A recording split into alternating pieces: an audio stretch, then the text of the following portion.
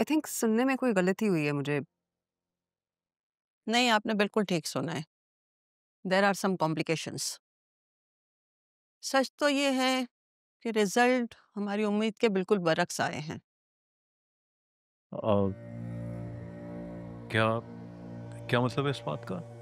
इस बात का मतलब ये है मिस्टर फिदा कि आप दोनों नेचुरली कंसीव नहीं कर पाएंगे कभी भी।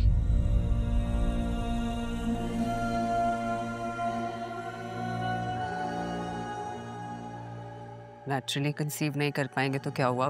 ट्रीटमेंट्स होती हैं, मेडिसिन होती हैं, तो हम ट्रीटमेंट के थ्रू कंसीव कर लेंगे। आई डोंट थिंक कि कोई बड़ी बात है, राइट? ये दवाओं से हल होने वाला मसला नहीं है आप लोगों का। आप जो भी कहना चाह रही हैं साफ साफ कहें। आई am very sorry. Unfortunately mister फिदा, आपके रिजल्ट में कुछ ऐसा आया है कि आप कभी भी नेचुरल कंसेप्शन नहीं कर सकेंगे। I understand this must be very difficult for you to hear, but I am very sorry. मुझे बहुत अफसोस के साथ कहना पड़ रहा है कि आप कभी बाप नहीं बन सकते।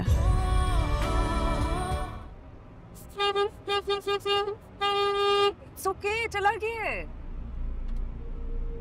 सिदा, तुम खामखा इतने परेशान हो जाते हो। चेहरा देखो, बिल्कुल उतर गया है। आखिरी गायनेकोलॉजिस्ट थोड़ी है, हमारे पास बहुत सारे ऑप्शंस हैं। तुम देखो कितने कपल्स होते हैं जिन्हें औलाद की खुशी 10-10, 15 साल तक नसीब नहीं होती है। वो नॉर्मल रहते हैं, जिंदगी गुजारते हैं, सॉल्यूशंस ढूंढ लेते हैं। हम भी कर लेंगे ना। अच्छा, मैं काम करती हूँ, समन की दोस्त है, वो यूके में गायनेकोलॉजिस्ट है। मैं उसको रिपोर्ट्स पूछ देती हूँ, हमें सेकंड ओपिनियन भी मिल जाएगा। तो अगर उसने भी यही कहा तो हम फर्टिलिटी सेंटर चले जाएंगे। ये तो बहुत नॉर्मल सी बात है। वहां पे तो जाते ही वो कपल्स में सबसे ज्यादा मायूस हो जाते हैं और उनका सक्सेस रेट बहुत ज्यादा होता है।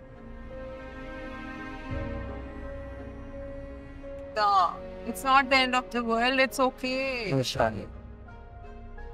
इट्स और हो गया सनम, इट्स सॉफ्ट। विल बी शास्त्र से रहना। No no no, I am good. Let's just go home. Let's go home.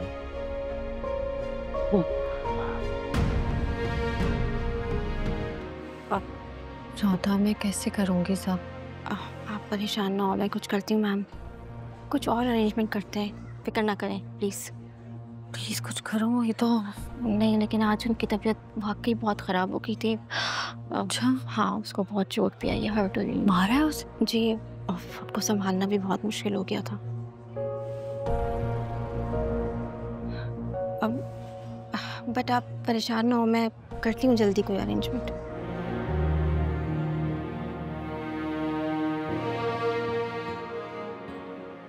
फिदा मेरी जान, ऐसे करोगे तो हम सिचुएशन को कैसे हैंडल करेंगे?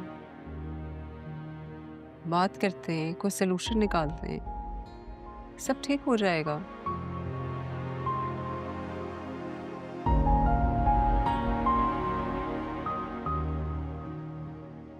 फिदा, मेरे से तो बात। ना, मुझे खामोशी चाहिए थोड़ी देर के लिए। मुझे ना कुछ कहना है और ना कुछ सुनना है, please. At least talk to me. क्यों कुछ नहीं कहना? There's nothing to talk about. Please खामोश हो जाओ। I don't want to talk about it. I just don't.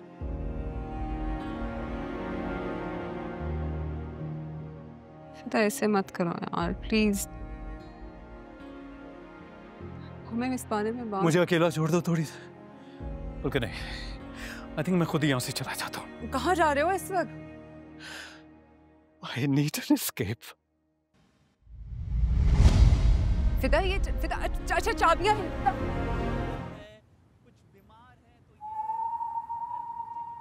ये इतने अंधेरे में यहाँ क्या कर रहा है? अकेला पार्क में बैठे। लगता है सनम से कोई जबरदस्त झगड़ा करके आया है।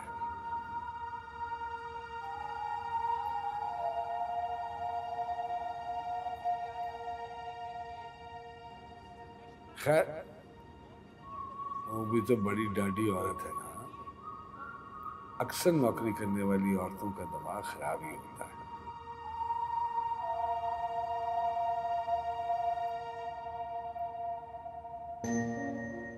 क्या हाल है फिदा मियाँ? ठीक हो ना? खैरियत है ना? जी। इस तरह यूं अकेले बैठे हो? घर में खैरियत है ना? खैरियत है, बस वैसे यहाँ आके बैठ जाता हूँ। अरे वैसे तो कोई आके पार्क में अकेले नहीं बैठता। सिर्फ दो ही तरह के लोग बैठते हैं आके अकेले में, एक वो जिनको डिप्रेशन होता है और दूसरे वो जिनके घर में गड़बड़ होती है। ये अपनी सनम के साथ कोई झगड़ा हुआ है क्या?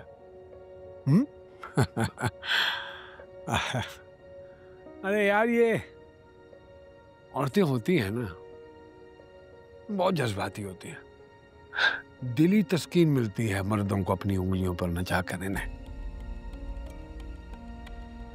खुदा ना खास्ता मैं अपनी सनम बेटी की बुराई नहीं कर रहा, मैं तो जाती तजुर्बा है 29 साल की शादी का। तुम्हारी आंटी भी यही करते हैं। बस हो जाए सही कोई बात उनकी मर्जी के खिलाफ, उफ, सारा घर सर पे उठा लेती है। फिर मेरी खैर नहीं। तुम्हारे में और मेरे में फर्क सिर्फ ये है कि मैं इस तरह पार्क में आके अकेला बैठ नहीं सकता। अब माँ है ना घर पे, परेशान हो जाती है, तो इसलिए मैं घर में ही रहता हूँ। बस दुम दबा के किसी घर की नुक्कड़ में बैठ जाता हूँ, कान बंद करके। ओए होए, मच्छरों का सीजन शुरू हो गया है। मलेरिया शलेरिया, ये डेंगी मैंगी, ये फैल रहा है आजकल बहुत। इसलिए अकेले यहाँ बैठे हो, मुझे डर है कि बीमार ना हो जाना कहीं। देखो अंकल हूं तुम्हारा, अंकल बाप की तरह होता है। कोई बात दिल में है तो मुझसे कर लो। मैं अंकल मैं बिल्कुल ठीक हूँ, आप मेरा यकीन करें। आप मुझे थोड़ी देर के लिए अकेला छोड़ दें। अरे इतना भी बेवकूफ नहीं कि बेटा परेशान हूं तो मैं उसको अकेला छोड़ के चला जाऊं। देखो शेयर कर लेने से दिल का जो बोझ है ना, वो हल्का हो जाता है। मेरे दिल पे कोई बोझ नहीं है अंकल, बिल्कुल ठीक हूँ मैं। मैंने आपसे कहा है कि मैं बस ऐसे ही आके यहाँ पर बैठ गया था, कुछ नहीं, यकीन करें मेरे। हाँ तुम तो ऐसे ही हवाखोरी करने यहाँ आकर बैठे, घुटनों तक मुंह लटका कर। आखिर ऐसा क्या हुआ है इसके घर में, ऐसा कुछ जिससे इसकी मती मारी गई? ये अपने आप में नहीं लग रहा।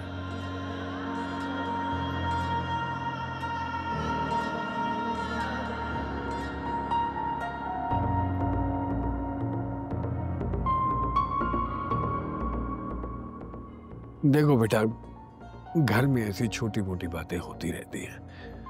ये बस मर्द को जरा दिल मजबूत करना पड़ता है, तहम्मुल मजाजी से काम लेना पड़ता है। औरत बेचारी कमजोर होती है। मेरी फिक्र ना करें आप, बिल्कुल ठीक हूँ मैं, यकीन करें। आप बैठिए यहाँ पर, मैं चलता हूँ।